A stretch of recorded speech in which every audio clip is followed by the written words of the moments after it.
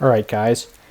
I've discussed this several times on my channel before, but seeing that as my channel's gaining some more traction lately, I figure it's important to revisit these concepts for all the people who haven't heard this stuff before. Okay? So, the title of this video is How Much Should I Be Risking Per Trade? The answer, in short, is it depends entirely upon the edge that you have. And in order to know exactly how much you should be risking per trade, you have to actually know exactly, mathematically, statistically, what your edge is, which involves a back test. And the back test will tell you your profit factor. Okay? And so we'll get into that in a moment, but I'm just going to give you kind of a very simple, rudimentary, basic level understanding of it first. Okay? And then we'll go build upon it. If your edge is negative, you do not trade the system. If your edge is negative, that literally means that if you repeat the strategy over and over and over and over again, you expect to lose money in the long run. Well, nobody wants to lose money in the long run, so obviously you do not trade the system if it's negative. If the edge of your system is break even, you also do not trade the system because it's just a waste of time. Also, if it's break even after commissions, then you don't win or lose any money. But if it's break even before commissions, technically it becomes negative after commissions, right? So that's important. So you can't be trading that if it's just break even for obvious reasons. Just a waste of time. Okay, anyway, if your edge is considerably positive, you will trade the system. Okay? Considerably positive to me means above a profit factor of 1.25-ish. Above 1.2 at least, but preferably above 1.25. It also is contingent upon your trade frequency. The less frequent your trading system pops up, the higher the profit factor needs to be in order for it to be worth trading. Right? For example, I have one of my systems I made had a 6.0 profit factor, but it's made about 80 trades in the past 15 years, theoretically speaking. I haven't actually traded it, but I made a back test and it's profitable. But it would be the kind of strategy that you would only want to trade if you were already a multimillionaire or even had even more money, like maybe a billionaire. A billionaire would trade that because they have a lot of money every time they enter and exit a trade. They don't need to be trading that often to compound their account, right? You and I are not billionaires, so we need to be trading and compounding more quickly in order to compound our account, right? So trade frequency is also important. But anyway, I'm going to show you right now how to calculate how much you should be risking per trade based on your edge. So first you're going to have to get your edge, okay? And I'll show you how to get your edge. So there's two factors that are used to calculate your edge, okay? And so if we go up here, I'm going to show you, and then we'll use an example. We'll start with a simple example, that then I can try some more complicated ones just to help you get a grasp on it. So there's two things you need to know: your win rate and the risk reward of your trade. I put average here because some trading systems, like my own, have a variable risk to reward. One of my best systems doesn't take profit at a specific target of ticks in value, but it takes profit just kind of near the end of the trading session. So because that's what I determine makes a lot of gains in certain conditions. So for me, to calculate that edge, I had to take the average risk to reward of all the trades from the back test. However, if you're going for a fixed risk to reward, it'll just be whatever that fixed risk to reward is.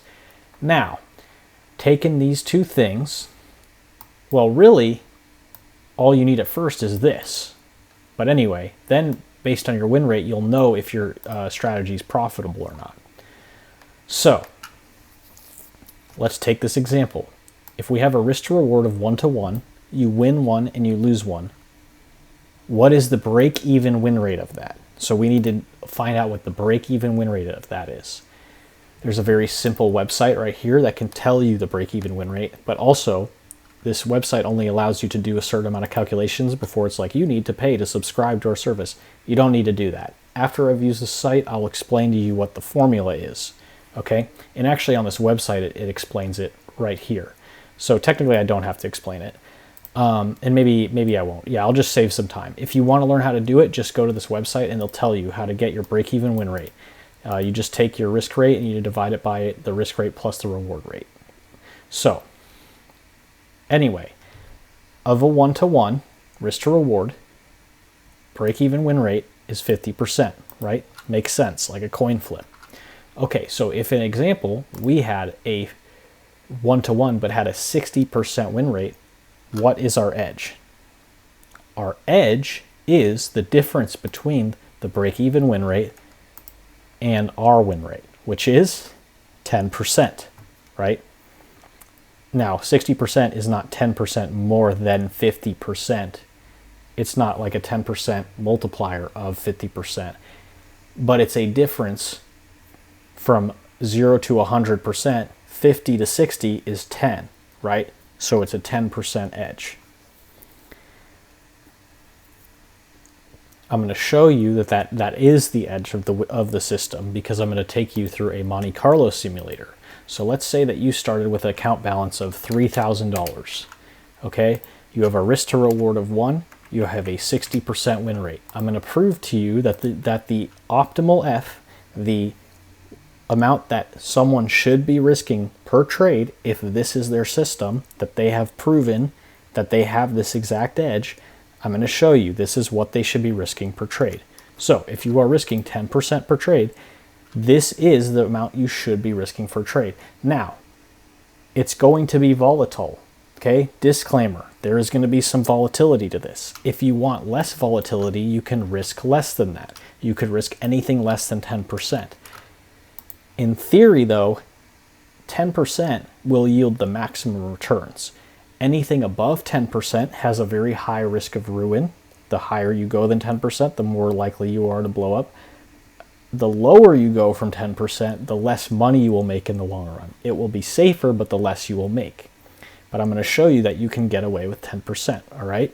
So this is going to simulate 100 trades. We're going to take the end result, copy, paste it back in, and keep going forward and forward and forward just to prove to you that over the long run, this is a profitable system using this risk per trade. Okay? After 100 trades, and here's all the trades right here, just showing you how it works. It just does a random series of trades that have a 1-to-1 risk reward and roughly a 60% win rate. So after 100 trades, in one situation, you might have a 35% gain on the account. So 100 more trades, a 350% gain on the account. 100 more trades, over 1,000% gain on the account. 100 more trades, almost 150% gain on the account. Now I hope you can see already that this is compounding extremely, extremely large. It's already at $45 million, theoretically. Now obviously the bigger the account gets, the harder it is to actually sustain those kinds of returns because of liquidity, depending on what you're trading. But just in a vacuum where there's unlimited liquidity and no slippage, I'm just showing you the theory. Okay? So in the long run, a 10% risk on a 1-to-1 with a 60% win rate wins in the long run. And we've actually gotten very lucky and have had no drawdown on any of these at the end result. I've been hoping that it would do a drawdown just so I could show you that sometimes it will lose a lot of the account, but in the long run, it will continue to gain. So you can see, anyway, you get the point. So I'm done with this one, right? Let's try a different one. Let's say that you had a 35% win rate and a risk to reward of 2.5. Okay. What's the break-even win rate? So we risk 1, we make 2.5. The break-even win rate of that is 28.57. Now, it's not going to be completely perfect because this thing won't let me do fractions of a percent. So we're going to have to round that up and say that the break-even win rate is actually a 29%. Okay. What's our win rate? 35%. So that 35 minus 29 is 6. So our edge here is 6%. So we're going to do a risk to reward of 2.5, and we're going to risk 6%.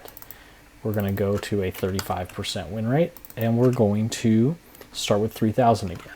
Now with a lower win rate, you will expect more volatility, but you will see that in the long run, this will make money. I would, however, expect this one to have some drawdowns that are more severe than this one did. Okay, so let's go. And just remember, every iteration of this is 100 trades. Oops.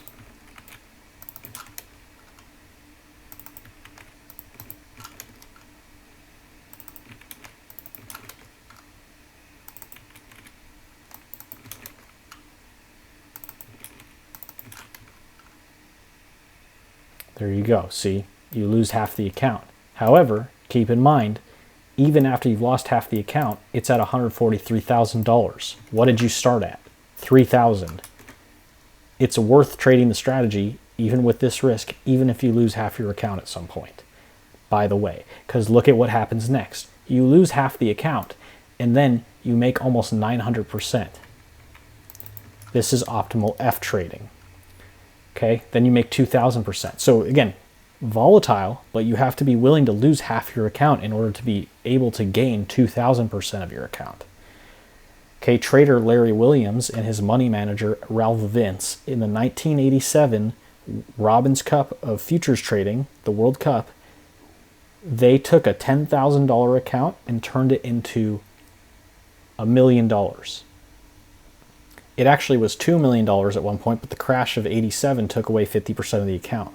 Also, at another point during that year, I think before it got to $1 million, they actually lost 90% of the account at one point. But did they give up? No, they kept trading the strategy. They almost blew up, but they kept trading it, and they turned 10,000 into $1 million. Anyway, I hope this makes sense to you, what I'm doing. It's actually very simple once you know how to do it, okay? We'll do one more example, and that'll probably be enough, okay? Let's do a scalping.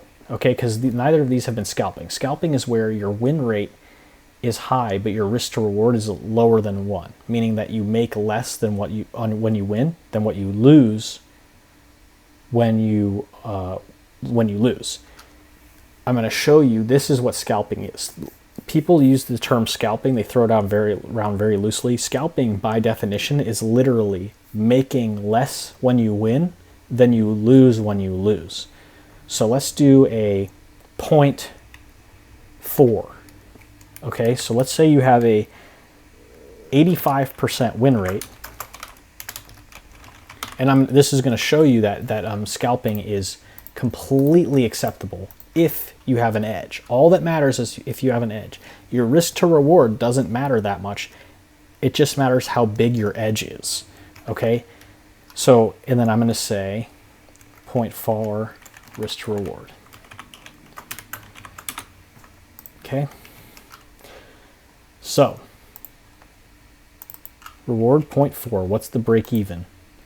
A 71. We're going to round down there. Oops. Okay, well, we already saw the net value. See, this is what I was talking about though. 71% win rate is break even, right? What do we have? 85. This is the best of all these systems that I've showed you so far. This is the most powerful. Even though you only make 0.4, I'm going to show you right now, this system is the most profitable because it has the biggest edge. So 71 to 85, what's that? 14% edge. This is insane. If you had a system like this, look no further. Trade that system, you'll be a billionaire. Okay, watch this, okay? Risk to reward, 0.4, 85, 14% risk. $3,000 starting balance, let's go.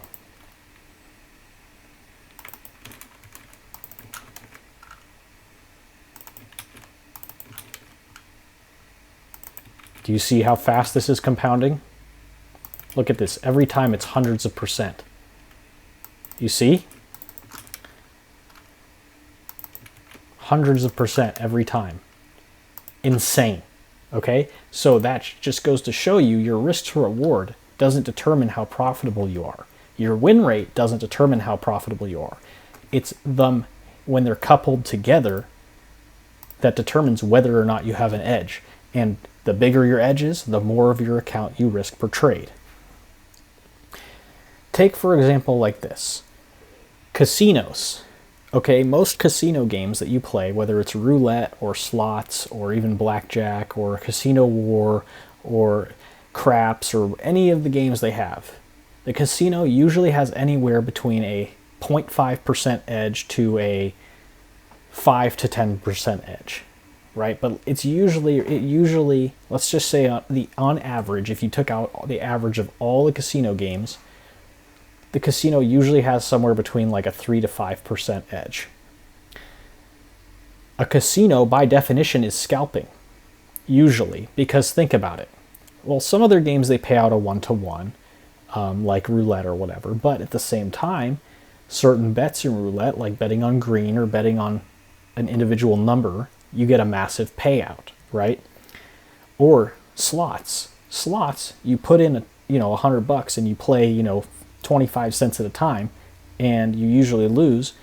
Every once in a while, though, someone hits the grand jackpot on a slot machine. If you've ever seen, a lot of slot machines nowadays have a grand jackpot. It'll be like $1 million, or it'll be like $16,000 or $200,000, right? Or $10 million, right? So the casino's scalping because they, on average, every dollar you put in a slot, the casino, on average, is keeping probably like 5 cents of that, right? Depends on the slot machine. They can program them to have different edges. But on average, with slots, a casino has about a 5% edge every time you press the button or you pull the lever. They're scalping. They make 5 cents from every dollar you put in. But every once in a while, they have to pay out somebody $1 million, right? But by the time they pay out that $1 million, they've made $30 million. So having to shell out $1 million out of that $30 million in profit is nothing to them, right? By definition, a casino has a more of a scalping type of approach to their whatever, quote unquote, trading. The way they trade capital, which is that they make more than they lose, right? But they are scalping. By definition, in most cases, a casino is scalping, okay? Anyways, I see this video has gone on a bit too long, so I'm just going to cut it off here, but I hope this completely clears up the air for you about how much you should be risking per trade, exactly how you should be looking at trading. This is the way to look at it. It's very simple, but if you didn't know this, you'd be completely lost. Because, like, for example, last thing I'll do, with this system, let's say that you were sticking to the trader's rule and only risking 2% per trade. Well, let's see how long it takes you to compound the account. Big gains still, right? Per 100 trades. But as you can see, you're making 45% on average every 100 trades instead of 400%.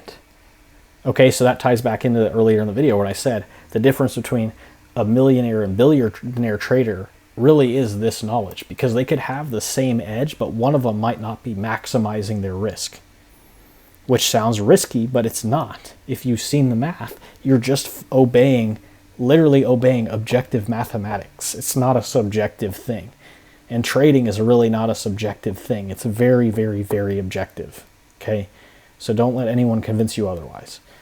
All right. Anyway, with that, I will leave you guys for another day. I hope this really helps you to understand how to look at trading. Okay? So take care, guys, and I'll see you next time.